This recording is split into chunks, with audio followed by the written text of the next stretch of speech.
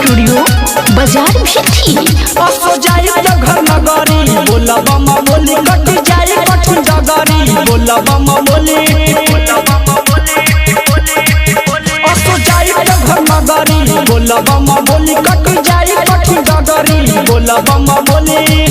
असो जाई देव घर हम करतावे मन असो जाई देव घर हम करतावे मन नहीं बतिया के करई नकार घुघुरा वाला कमरा लिया दो भतार घुघुरा वाला कमरा लिया दो भतार घुघुरा वाला कमरा लिया दो भतार।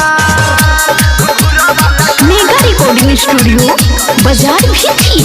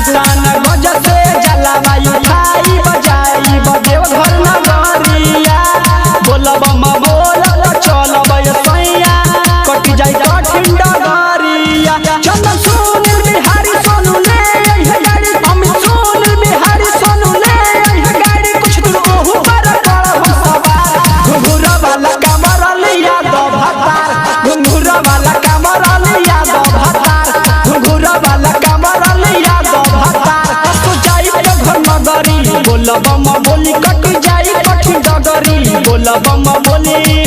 असो जाई देव घर हम करतावे मन असो जाई देव घर हम करतावे मन नहीं बतिया के करई नकार घुघुरा वाला कमरा लिया दो भतार घुघुरा वाला कमरा लिया दो भतार घुघुरा वाला कमरा लिया दो भतार। मेगा रिकॉर्डिंग स्टूडियो बाजार भी थी।